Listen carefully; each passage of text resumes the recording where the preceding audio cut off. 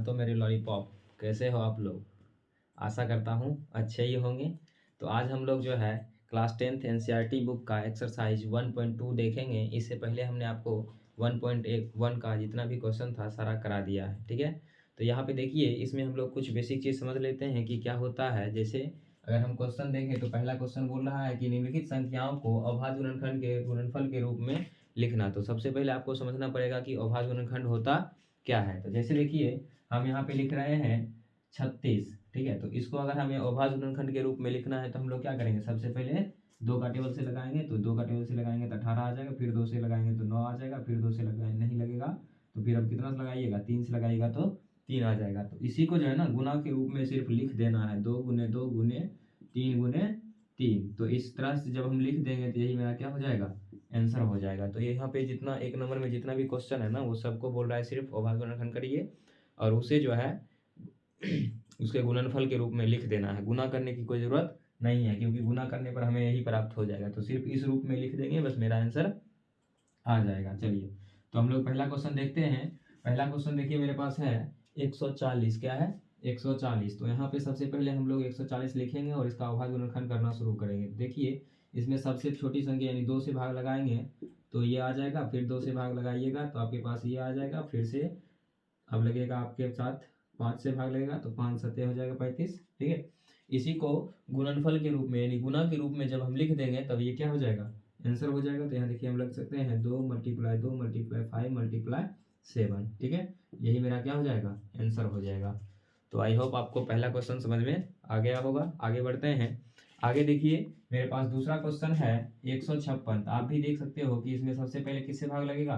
तो सबसे पहले किसी संख्या से ना लगे तो 2 से लगाइएगा, 2 सत्ते 14 और 2 अठे 16, फिर से 2 से लग जाएगा, 2 तिया 6 और 2 नम 18। अब इसमें 3 से लगेगा, 3 एकम 3, 3 तियाई 9। तो अब इसको गुना के रूप में सिर्फ हम लोग व्यक्त कर देते हैं, 2 × 2 × 3 × 39, ठीक है।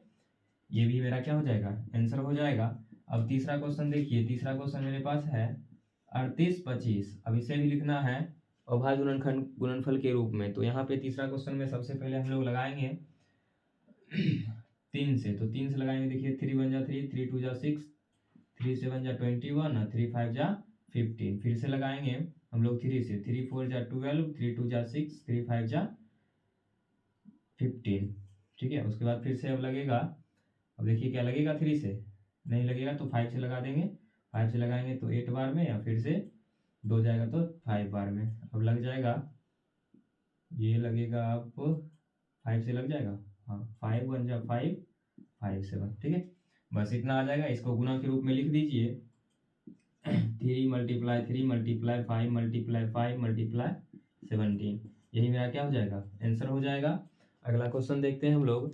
अगला क्वेश्चन देखिए मेरे पास क्या है। तो अगला क्वेश्चन मेरे पास जो है 5005 है। तो सबसे पहले इसमें 5 से भाग लगाएंगे तो 5 × 1 = 5, 0 1 0, उसके बाद क्या हो जाएगा, फिर 5 × 1 = 5 हो जाएगा। अब देखिए इसमें कितना से भाग लगेगा, तो शायद मेरे ख्याल से आपको इसमें से लग जाएगा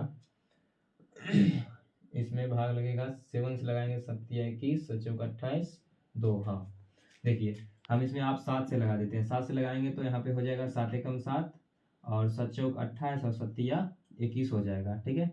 अब फिर इसमें कितना से भाग लगाइएगा, तो इसमें भाग लगेगा आपका 13 से लग जाएगा क्या, 13 दूना 26, 13 40, 13 चौक 32, 13 25 65, 13 छक 78, 13 25 65, 74 में से 65 घटाएंगे कितना बच जाएगा, 14, 9 5 14 और यहाँ से उतरेगा 0, इधर से 3 आएगा, नहीं लगेगा।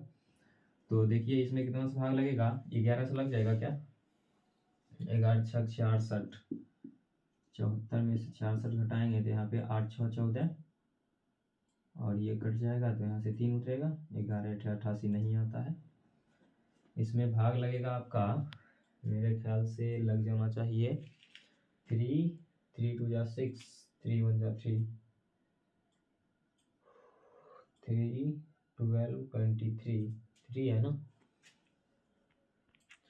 चलिए तो आगे देखते हैं इसमें अब कितना से लगेगा। तो देखिए यहाँ पे 11 से लगेगा, ठीक है। तो 11 से हम लोग लगाएंगे तो यहाँ पे आ जाएगा 11 एकम 11, 11 तिया 33। तो इसको अभाज्य गुणनखंड के रूप में लिखना है तो इसको लिख सकते हैं 5 × 7 × 11 × 13, ठीक है। यही मेरा क्या हो जाएगा, आंसर हो जाएगा। अब मेरे पास बचा हुआ है एक और क्वेश्चन, जिसमें बोल रहा है कि 74 और 29 को क्या करिए, भाग दीजिए। 74 और 29 को भाग देंगे तो यहाँ पे देखिए सबसे पहले आपसे यहाँ पे लग जाएगा 13, यानी 17 कहाँ से लग जाएगा, ठीक है। 17 कहाँ से लगेगा, और सबसे पहले लगेगा 17 चौके 68, ठीक है। 17 चौके 68, यहाँ देखिए 74 है तो 17 का हम लगाएंगे, 17 51, 17 चौक 68, 17 25 85, 17 चौक 68 लगाएंगे, ऊपर से उतर जाएगा 12, 12 में 60 गया तो 2, और यहाँ बच जाएगा 0, फिर ऊपर से उतरेगा मेरे पास 2, तो फिर लगाएंगे 17 एकम 17, फिर ऊपर से उतरेगा 12, 12 7 5 12, और यहाँ बच जाएगा 1 कट जाएगा, फिर ऊपर से उतरेगा 9, 17 तिया 51। चलिए 17 से इसमें भागे दे लेते हैं, तो यहाँ पे 7 4 2 9 आ जाएगा, 17 तिया 51, 17 चौक 68, 17 25 85, 17 तिया 51 हो जाएगा, तो यहाँ से उतर जाएगा 3, और इधर से आपका उतरेगा 2, ऊपर से उतारिएगा, नहीं है उतरेगा, तो अभी 17 चौक 68, 17 चौके 68, बगल से पैसा लेंगे तो 14 14, तो 14 8 6 14, और यहाँ बच जाएगा 1, ऊपर से उतारिएगा कितना 2, अब लगाएंगे 17 7 19 से 17 7 19, 17 8 36 से 17 9 53 से 17 9 53 से लग जाएगा, यहाँ से उतर जाएगा आपका 12 9 3 12, और यहाँ उतर जाएगा 6 में 5 गया तो 1, ये कट जाएगा, फिर ऊपर से उतारेंगे हम लोग 9 9, फिर लगाएंगे 17 तिया 51, 17 चौक 68, 17 17 9 53 से 9 3 5 2, नहीं अभी लग रहा है। चलिए तो आगे देखते हैं, यहाँ पे हम लोग पहले 17 से भाग लेते हैं, तो यहाँ पे लगाएंगे 17 चौके कितना 68, और यहाँ से देखिए बगल से पैसा लेंगे तो यहाँ पे हो जाएगा 14, तो 8 6 14 हो जाएगा, और ये क्या हो जाएगा कट जाएगा, ऊपर से उतरेगा 2, फिर लगाएंगे 17 दूना 34, 17 तिया 51 लगाएंगे, तो यहाँ पे 1 उतरेगा, फिर 1 उतरेगा, और उसके बाद 17 7 19 से उतरेगा, यानी मेरे पास 4 3 7 बार में ये क्या हो जाएगा कट जाएगा। उसके बाद इसमें अगर किसी से भाग लगेगा तो वो 19 है, तो 19 का टेबल से लगाइएगा, तो 19 दूना 38, 19 तिया 57, 19 दूना 38 लग जाएगा, और 43 में से 38 घटा लीजिए, तो बगल से बचा लेंगे तो 8 5 13, और ये कट जाएगा, तो 19 तिया 57 हो जाएगा, ठीक है। तो इसका अभाज्य गुणनखंड के रूप में लिखना है, तो हम इसको लिख सकते हैं 17 गुने 19 गुने 23, यही मेरा क्या हो जाएगा आंसर हो जाएगा। तो अब यहाँ से मेरे ख्याल से आपको चारों क्वेश्चन समझ में आ गया होगा। सबका सिर्फ क्या करना था, अभाज्य गुणनखंड के रूप में लिखना था, तो हमने लिख दिया। आगे बढ़ते हैं क्वेश्चन नंबर 2 के लिए। चलिए तो आगे देखते हैं क्वेश्चन नंबर 2।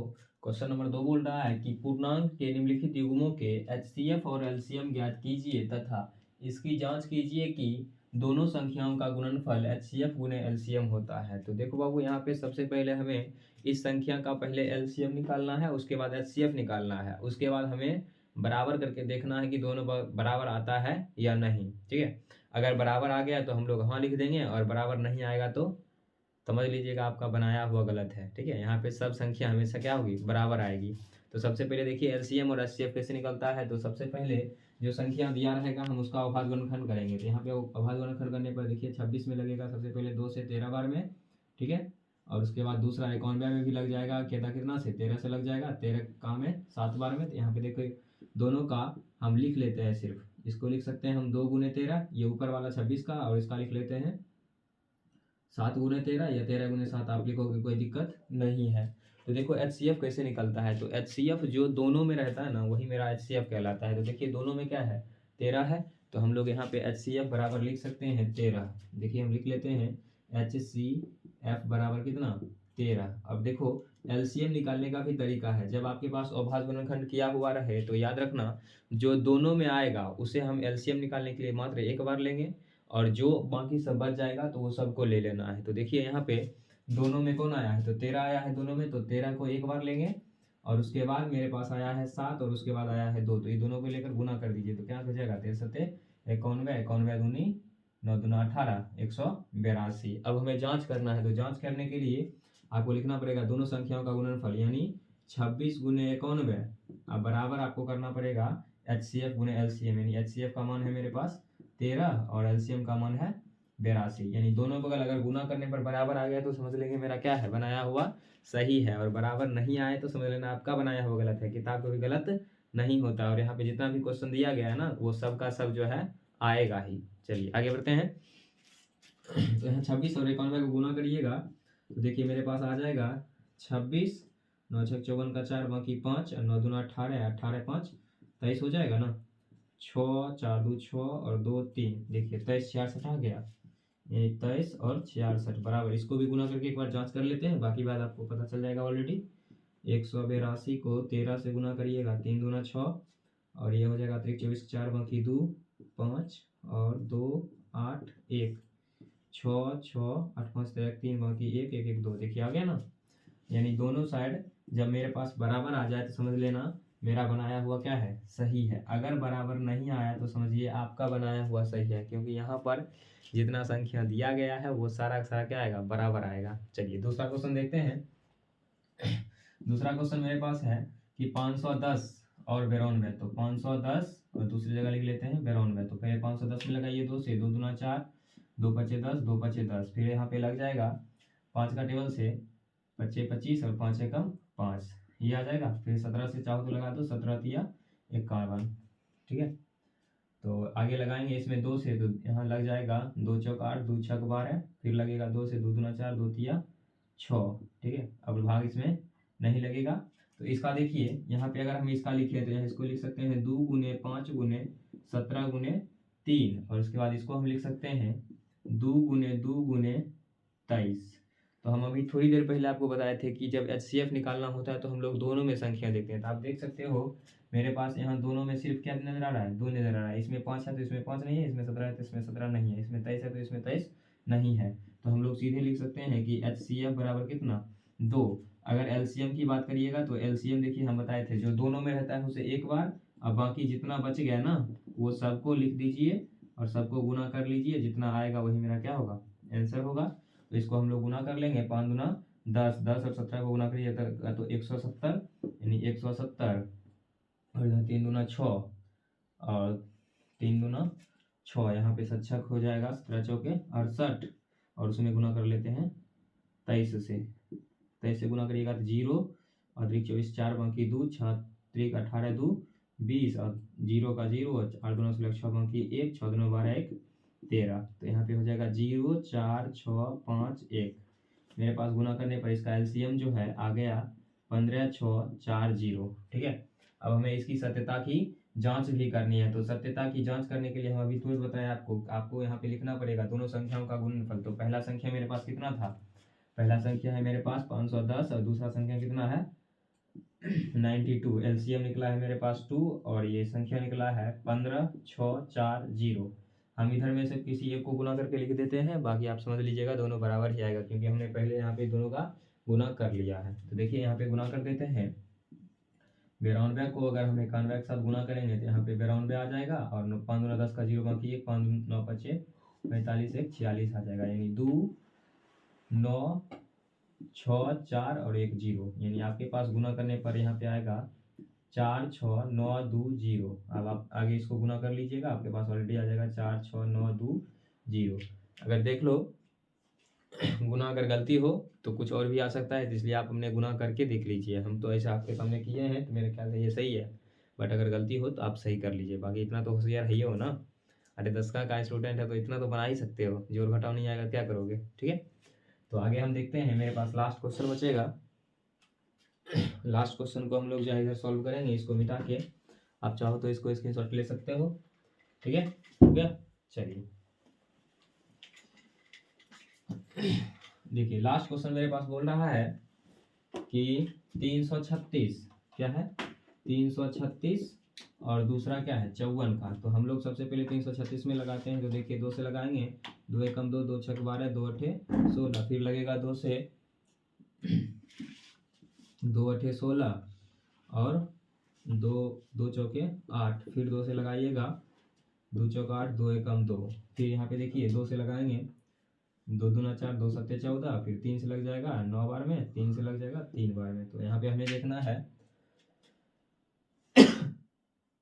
इसका HCF। तो यहाँ पे सबसे पहले हम उसको गुना में लिखेंगे, 2 गुने 2 गुने 41 और दूसरा लिख लेंगे 2 गुने 3 गुने 3 गुने 3, ठीक है। अब देखिए हम बताए थे HCF कब निकलता है, तो HCF निकलता है जब दोनों में हो। तो दोनों में आपको क्या नज़र आ रहा है, सिर्फ 2 नज़र आ रहा है, क्योंकि उसके बाद हमको कहीं कुछ नज़र नहीं आ रहा है। तो मेरा HCF कितना हो जाएगा, 2 हो जाएगा। LCM की बात करेंगे तो LCM देखिए मेरे पास हम बताए थे जो 2 बार रहता है उसे 1 लेते हैं। तो LCM निकालने के लिए आपको 2 गुने 2 गुने 2 गुने 41 गुने लेना पड़ेगा 27, इस सबको गुना करके ले लिए, ठीक है। तो अब हमें गुना करना है, तो 2 दूना 4, 4 दूना 8, 8 को 41 के साथ गुना करना है। 41 को 8 से, 8 चौ क्या हो जाएगा 32, ये हो जाएगा 328, और 328 को 27 से गुना करना है।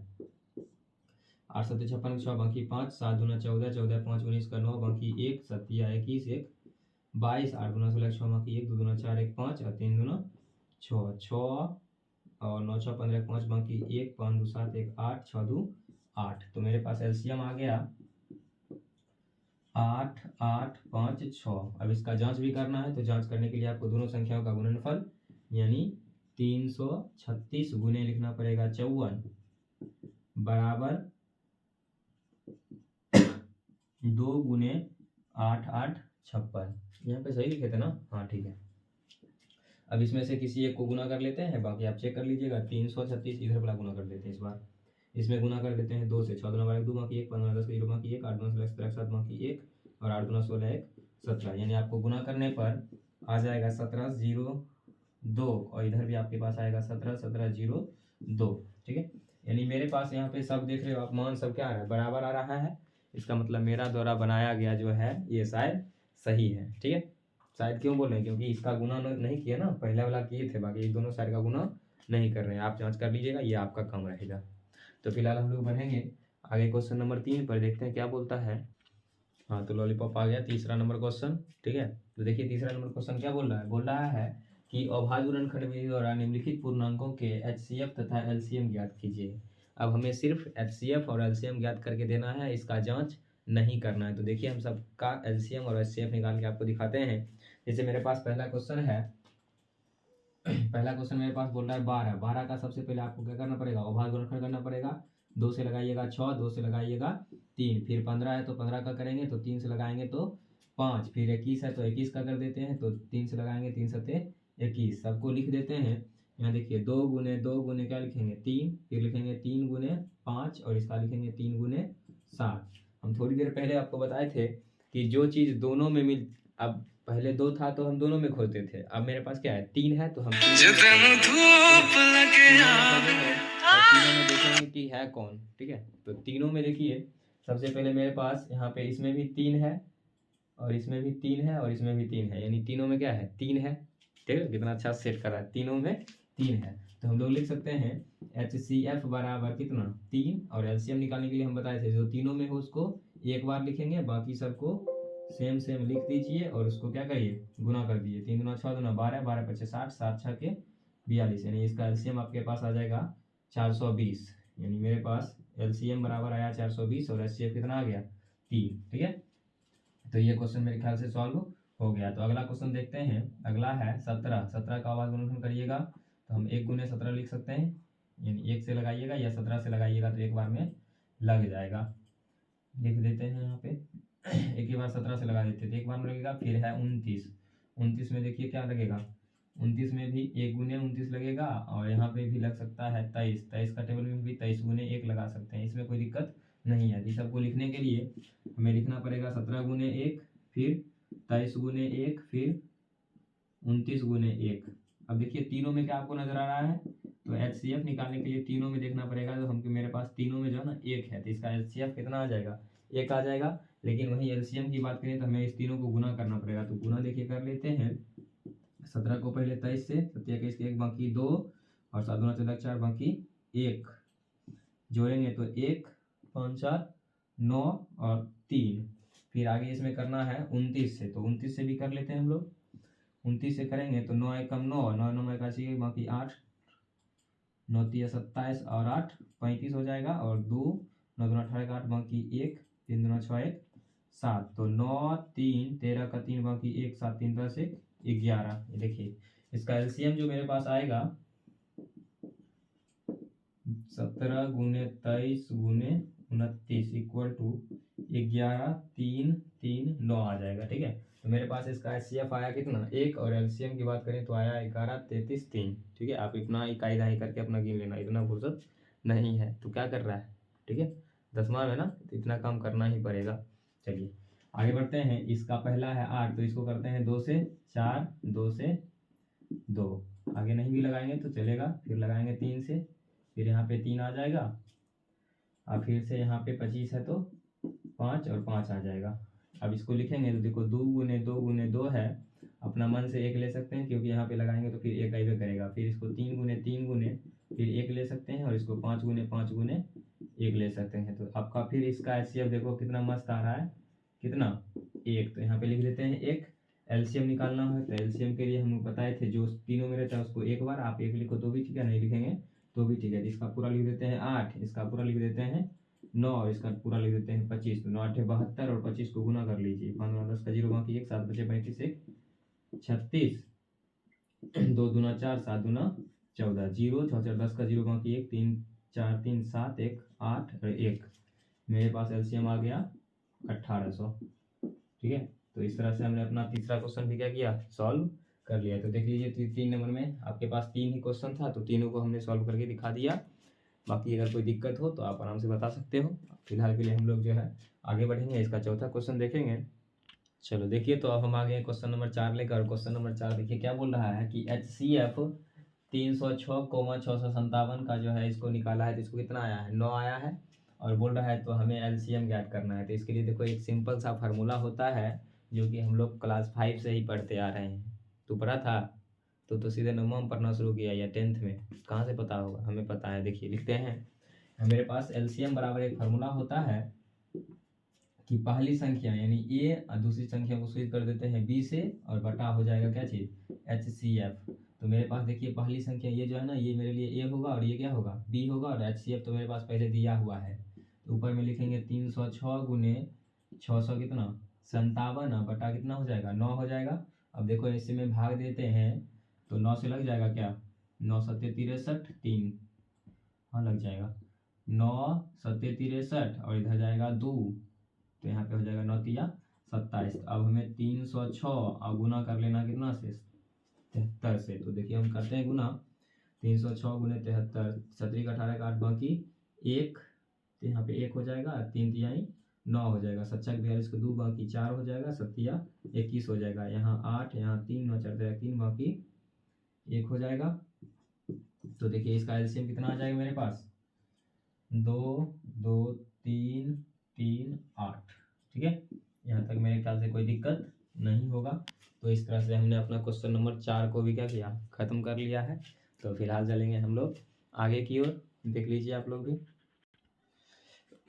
चलिए तो आगे देखते हैं क्वेश्चन नंबर 6 क्या बोल रहा है। तो क्वेश्चन नंबर 6 बोल रहा है कि जांच कीजिए कि किसी प्राकृतिक संख्या n के लिए संख्या 6 पर पावर n संख्या 0 पर समाप्त हो सकती है, यानी 6 पर पावर n जो आएगा वो संख्या 0 पर समाप्त हो सकती है। तो देखिए यहाँ पे ये भाषा वाला होता है, तो इसके लिए हम लोग लिख देंगे, हम यहाँ पे लिखेंगे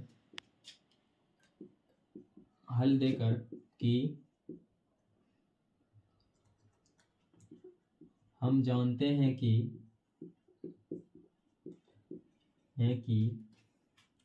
किसी संख्या को शून्य पर समाप्त होने के लिए उसका अभाज्य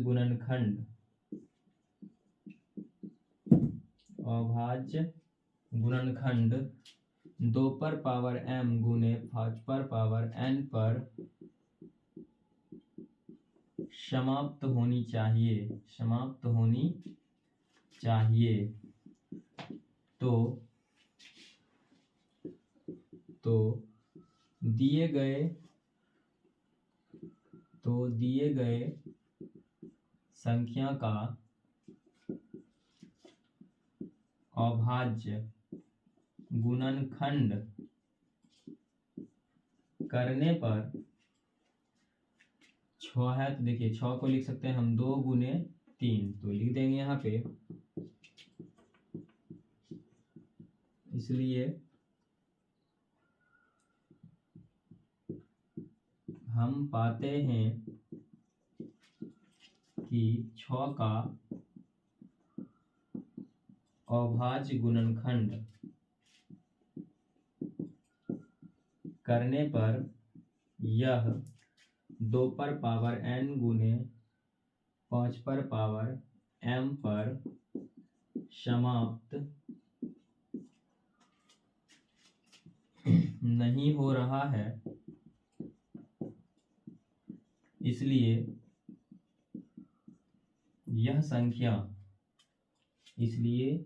6 पर पावर n 0 पर समाप्त नहीं हो सकती है। यानी अगर मान लीजिए कोई भी संख्या को अगर 0 पर समाप्त करना है तो उसके लिए हमें उसका अभाज्य गुणनखंड करने पर हमें पावर आना चाहिए 2 पर पावर m गुने 5 पर पावर n। लेकिन देखिए हम आपके सामने में अभी 6 का अभाज्य गुणनखंड किए हैं तो ये आ रहा है 2 पर पावर m तो आ रहा है, लेकिन यहाँ पे 5 के जगह पे कोई संख्या और आ रही है, तो इसलिए यह संख्या कभी भी जाके 0 पर समाप्त नहीं हो सकती है। तो क्वेश्चन नंबर 6 में बस आपको यही परिभाषा लिखना है और नंबर मिल जाएगा। तो देख लीजिए एक बार परिभाषा, चाहो तो आप स्क्रीनशॉट कर सकते हो। फिलहाल हम लोग आगे बढ़ेंगे। सॉरी, इससे पहले जो आपको बता रहे थे वो शायद मेरे लिए 5 ही नंबर था, ठीक है, ये 6 नंबर है। मेरे को नंबर देखने में थोड़ा सा गलती हो गया। तो चलिए देखिए आगे देखते हैं हम लोग 6 नंबर। इससे पहले जो क्वेश्चन बनाए थे वो 5 नंबर का था, ठीक है। नहीं तो सब कमेंट में बोलेगा सर जी बताते हैं 6 नंबर बोलते हैं 5 नंबर, हमको पता चल गया है, ठीक है। तो देखिए बोल रहा है कि व्याख्या कीजिए कि 7 गुने 13 13 जोड़ 13 और 7 गुने 6 गुने 5 गुने 4 गुने 3 गुने 2 गुने 1 जोड़ 5 भाज्य संख्या है क्यों। तो देखिए भाज्य संख्या होने के लिए सबसे पहले आपको पता होना चाहिए कि भाज्य संख्या होता क्या है। तो आप बताओ, मेरा पहला लेक्चर किस किस ने देखा है? जिसने देखा होगा वो सबको भाज्य संख्या पता होगा, ठीक है। तो हम आपको बताए थे कि भाज्य संख्या उसी संख्या को कहते हैं जिसमें 2 या 2 से अधिक संख्याओं से भाग लगे। किसे? 2 या 2 से अधिक संख्या से भाग लगे। तो हम आपको बताए थे कि सबसे छोटी भाज्य संख्या क्या होती है। तो आपको याद रखना था सबसे छोटी भाज्य संख्या जो है 4 होती है। आप देख सकते हो कि 4 में 2 से अधिक संख्या से भाग लग रहा है। पहला 1 से तो लग ही रहा है, दूसरा 2 से भी लग रहा है और तीसरा किससे लग रहा है?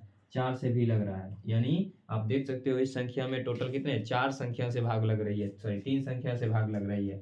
यही मेरा क्या होगा? भाज्य संख्या होगा। यानी इसे सॉल्व करने पर अगर यह इसमें 3 संख्या से भाग लग जाएगा तो ये हो जाएगा क्या चीज? भाज्य संख्या। तो देखिए हम इसको कैसे सॉल्व करेंगे। इसको सॉल्व करने का तरीका होता है कि आपको इस गुना में और प्लस के बाद जो संख्या दिख रहा है उसे कॉमन ले लीजिए, ठीक है। कॉमन का मतलब ही होता है दोनों में, जैसे हम लोग अभी थोड़ी देर पहले HCF में निकाले थे, ठीक है। तो कंफ्यूजन नहीं होना है। तो इसमें से देखिए हम 13 कॉमन निकालेंगे तो मेरे पास बचेगा 7 गुने 11 और जोड़ 1। फिर इसी तरह से इसमें भी हमको कॉमन निकालना पड़ेगा। तो कॉमन निकालने के लिए आप देख सकते हो दोनों में 5 है तो इसको लिखेंगे 7 गुने 6 गुने 5 गुने 4 गुने 3 गुने 2 और गुने 1 लिखेंगे तो भी ठीक है, नहीं लिखेंगे तो भी ठीक है, लेकिन प्लस में 1 लिखना पड़ेगा। तो यहाँ पे आप देख सकते हो कि 13 गुने 17 11 7 77 ये कितना आ गया? 78 आ गया।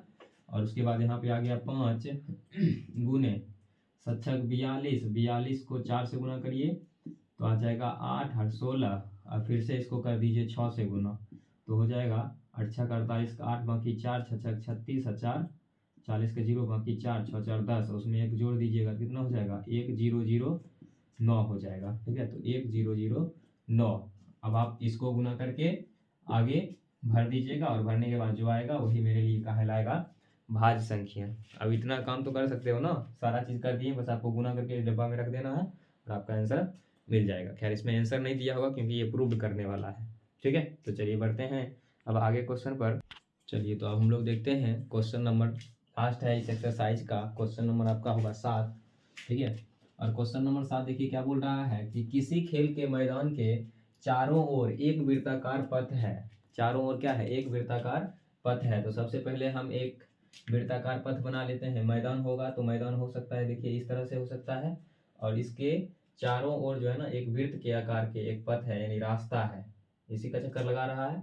तो बोल रहा है इस मैदान का एक चक्कर लगाने में सोनिया को, अच्छा सोनिया को ना, तो सोनिया को 18 मिनट लगते हैं, जबकि इसी मैदान का एक चक्कर लगाने में रवि को 12 मिनट लगते हैं। सोनिया नाम की जो लड़की है इसे कितना मिनट लगते हैं, तो 18 मिनट लगते हैं। और रवि नाम का जो लड़का है वो क्या हो, 12 मिनट लगते हैं। ठीक है, ऐसे हम लोग जानते हैं बचपन से तेज कौन होता है, लड़का ही तेज होता है। ठीक है, तो इसलिए देख रहे हो ये 12 मिनट में कर रहा है, जबकि वो जो है बतैया कितना मिनट में कर रही है, 18 मिनट में कर रही है। ठीक है, तो आगे है, मान लीजिए कि वे दोनों एक ही स्थान पर एक ही समय पर चलना प्रारंभ करते हैं। मतलब एक ही स्थान से एक ही समय पर क्या करते हैं, चलना प्रारंभ करते हैं, और एक ही समय पर चलना प्रारंभ करके एक ही दिशा में चलते हैं। ठीक है, एक ही दिशा में चलना शुरू कर दिया, तब फिर से बोल रहा है कि कितने समय बाद वह पुनः प्रारंभिक दूरी पर आएंगे। तो हमें इसमें कुछ नहीं करना है, इसका एलसीएम और एचसीएफ निकाल लेना है, पता चल जाएगा। तो सबसे पहले देखिए यहाँ पे हम लोग जो है कहाँ गया, 18। हाँ, तो सबसे पहले हम लोग 18 का वर्गमूल करेंगे तो 9 आएगा, फिर यहाँ पे 3 आएगा। ठीक है, दूसरा क्या है, तो दूसरा मेरे पास 12 है, तो इसको लगाएंगे तो 6 आएगा, फिर 3 आएगा और 2 आएगा। तो सबसे पहले देखिए इसका हम एलसीएम निकालेंगे। तो एलसीएम निकालने पर मेरे पास हम बताए थे जो दोनों में रहता है उसको एक बार लिखते हैं, और बाकी सबको कितना, एक बार ज़्यादा लिख देंगे। ठीक है, क्योंकि इसमें से एक 3 तो चला गया ये दोनों का, और एक 2 चला गया, तो इसका बच गया 1 2 और 3 और 3, और इसका बच जाएगा 2 और 2 लिए, इसका 2, चलिए ये दोनों मिल गया तो 1 2 आ गया, ये दोनों 3 मिल गया तो 1 3 आ गया, फिर 1 3 इसका आ गया, फिर इसका 1 2 आ गया। हाँ चलिए इसको गुना कर लेते हैं, तो 3 दूना 6, 6 3 18, 18 दूना 36। और इसका अगर हम HCF निकालते हैं तो आप देख सकते हो दोनों में क्या कॉमन है, तो कॉमन है इधर से 1 2 और दूसरा 3 यानी 6। यही आपका क्या हो जाएगा, आंसर हो जाएगा। ठीक है, तो यही था मेरा क्वेश्चन नंबर। ठीक है, तो क्वेश्चन नंबर 7 भी हो गया ख़त्म, और इसी से आपका एक्सरसाइज होता है समाप्त। तो चलते हैं, ठीक है, तब तक के लिए ओके बाय, अपना ख्याल रखिए।